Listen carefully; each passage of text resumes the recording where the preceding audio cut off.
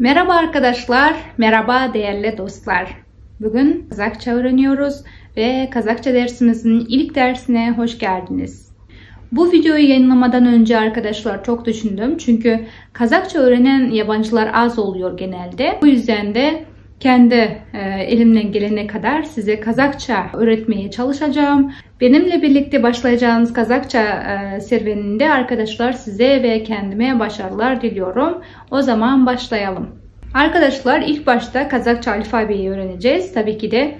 Ve Kazakça alfabe şu anda Kiril harflerini kullanıyoruz. Evet arkadaşlar şöyle duymuş olabilirsiniz. 2025'te Kazaklar yani Kazakça'da Kiril harflerinden Latin harfine geçecekmiş diye. Tabii ki de böyle bir duyurular var.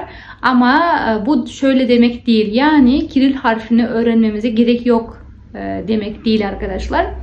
Eğer siz Kazakçayı iyi bir şekilde öğrenmek isterseniz arkadaşlar Kiril harfini öğrenmek zorundasınız diyebilirim. Çünkü kaç yıllardır Kazaklar bu Kiril harfini kullanıyor ve hala kullanmakta.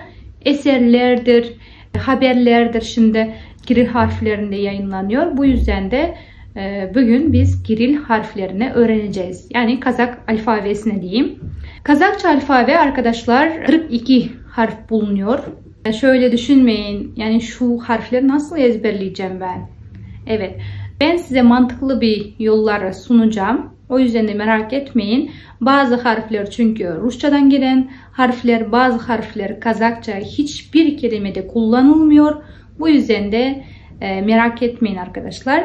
Böyle sunumda gösterildiği gibi ben size alfabenin yani harflerini göstereceğim ve örnekler vereceğim. Parantez içinde de bu kelimenin nasıl okunduğuna dair yazılmış arkadaşlar. O yüzden de başlayalım. Mesela A harfi adam. Adam diye okunuyor. Türkçedeki karşılığı arkadaşlar insan. İnsan. İkinci harf E harfi. E. Evet bu harfi siz çoğunlukla yani Kazakça öğrenen Türklerden duyuyorum. E diyorsunuz. E. E değil E. Arkadaşlar E. Böyle dudağınızı açacaksınız yani birazcık. E harfi. E. Mesela ateş. Ateş. Bu horoz anlamını veriyor Türkçe'de. Parantez içine nasıl okunacağına dair yazdım ama size böyle bir harf olmadığı için şöyle üstünden virgül koydum. Yani ateş arkadaşlar. Mesela ateş diye okumayın. Ateş. Doğru düzgün öğrenelim. B harfi mesela bala. Çocuk anlamını veriyor. Bala. V harfi arkadaşlar sizdeki zaten vazodaki V harfi bu. Mesela vagon. Vagon. Burada arkadaşlar yıldız işareti bu harf çoğunlukla Rusça kelimelerde geliyor. Yani V harfi olan herhangi bir Kazakça kelime bulmak zor. O yüzden de vagon kelimesi de yabancı bir kelime. Başka da kelimeler mesela V harfi gelirse yani yabancı bir kelimedir. G harfi G mesela gül. Gül. Çiçek. Evet çiçek anlamını veriyor. Arkadaşlar çok ama çok sevdiğim bir harf var Kazakçada. G. G. Yani Arapçadaki goyn harfine geliyor. G harfi arkadaşlar. Birazcık gıtlaktan geliyor arkadaşlar. Mesela sizdeki astronot, bizdeki garışker. Garışker. Sonraki harfe bakalım. D harfi. D. Deptir. Deptir. Yani defter anlamına geliyor. Y harfi. Y. Sizde arkadaşlar E harfine biraz E diyorsunuz. Yani bizi E diye okumuyoruz. Y. Y. Mesela yesik. Yesik. Bu yani kapı anlamını veriyor. Sizde de bildiğim kadarıyla eşik diye bir kelime var. Kapı anlamını veriyor. Ona benziyor yani demek istediğim. Ve Y harfinin üstünde 2 noktası var. Bunu biz yo diye okuyoruz. İ, o, yo arkadaşlar. Bunun ne için herhangi bir kelime yazmadım? Çünkü bu Rus alfabesinden gelen bir harf. O yüzden yo harfini içeren herhangi bir Kazakça kelime yoktur. harfi sadece bilmemiz yeterli arkadaşlar. Yo diye okunuyor. Çok da önemli değil yani. Bu arada arkadaşlar Kirilce yazarken zorlanmıyorsunuz diye düşünüyorum. Eğer herhangi bir zorluklar olursa yoruma yazabilirsiniz. Yardımcı olabilirim. Ve arkadaşlar J harfi. J harfini biz çok seviyoruz Kazaklar. O yüzden de bize J harfiyle başlayan birçok kelime var. Mesela Türkçe'de yok. Çoğunlukla mesela jilet biliyorum. Jeton biliyorum arkadaşlar. Başka bir kelime gelmiyor aklıma. Mesela jastık. Jastık, yastık anlamını veriyor. Bizdeki J'ler sizde Y olarak değişiyor arkadaşlar. Mesela jol diyoruz biz. Siz yol diyorsunuz. Ondan sonra arkadaşlar Z harfi. Mesela zebra. Zebra. Size de zebra zaten. İ harfi. İ. İne. Mesela iğne. Sizdeki iğne. İğne. Ondan sonra arkadaşlar İ geliyor. Yani bu harf kısa İ diyoruz arkadaşlar. Kelime başında gelmiyor. Mesela şurada may harfini verdim. May demek arkadaşlar ya demek. Ya. K harfi. K. Siz de biliyorsunuz bunu. Mesela kitap. Kitap. Sizdeki kitap anlamını veriyor. Ve K harfi. K.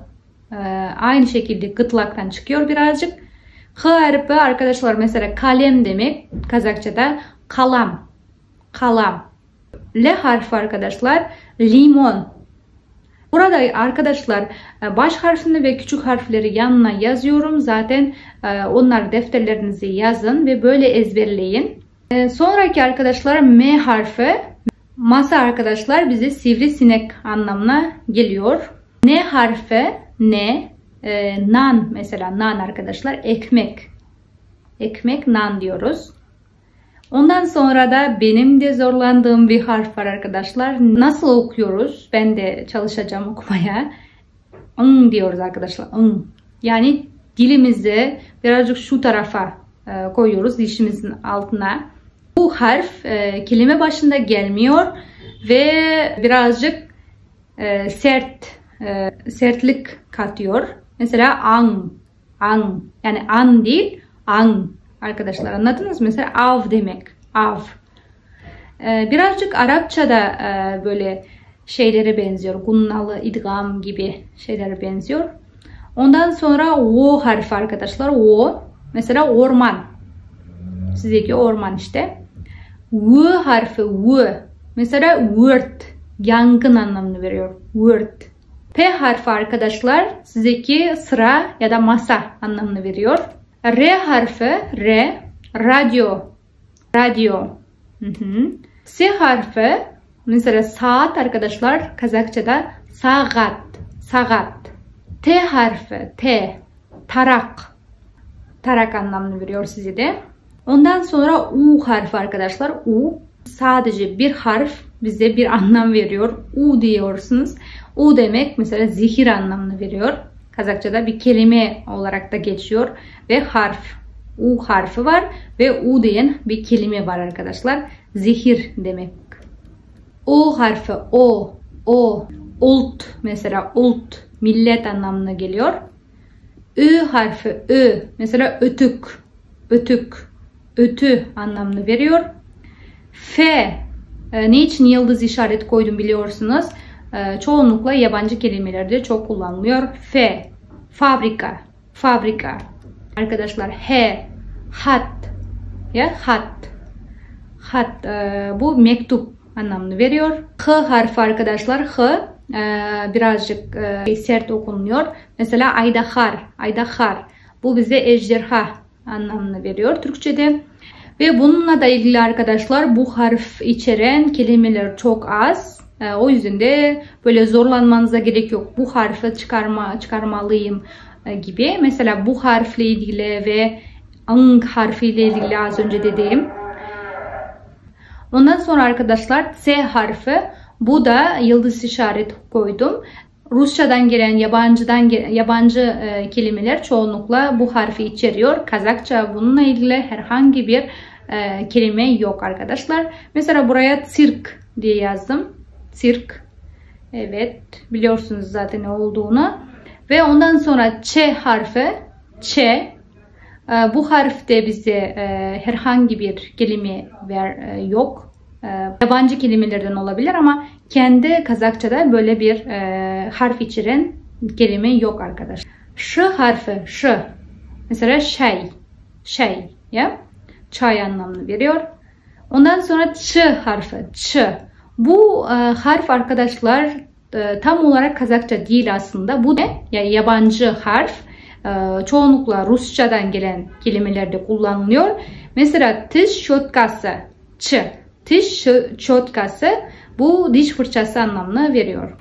Arkadaşlar bu harfte kendisi bilmiyor ne yaptığını bizim alfabede aslında. Bu harf kalınlık işareti olarak biliniyor. Yani kelimenin kalınlaşmasına yardım ediyormuş yani daha doğrusu. Ama bununla ilgili herhangi bir kelime yok Kazakçada. Rusçada geliyor çoğunlukla. Ve I harfi. Sizdeki I harfiyle düpedüz aynı. Mesela ıdıs ya. Tabak çatal onlara biz ıdıs diyoruz. Ondan sonra E harfi arkadaşlar. İ değil. Mesela ene. Kardeş anlamını veriyor. Yani erkek kardeşi kullanıyoruz. Ene. Ondan sonra arkadaşlar az önceki kalınlık işaretinin kardeşi bu da yumuşaklık işareti olarak geçiyor. Bununla da ilgili herhangi bir kelime yoktur. Sonraki arkadaşlar E harfi sizin en çok kullandığınız harf aslında bize bununla ilgili herhangi bir kelime yok. Buraya ekonomika kelimesini verdim. Size de ekonomika olduğu için. Ama çok da yok. Var tabii ki de ama az çok. Ondan sonra U harfi. U. Aslında I ve U harfinin birleşmesinden çıkmış bir harf. Mesela ayı kelimesi. Ondan sonra arkadaşlar son olarak ya harfi. I ve A harfinin birleşmesinden çıkmış ortaya ya harfi. Bu da mesela yadro diye verdik. Evet arkadaşlar bununla bizim Kiril harflerimiz bitti. Tabii ki de hızlı bir şekilde bitirmeye çalıştım. Siz durdurup izleyebilirsiniz. Kendiniz yazabilirsiniz.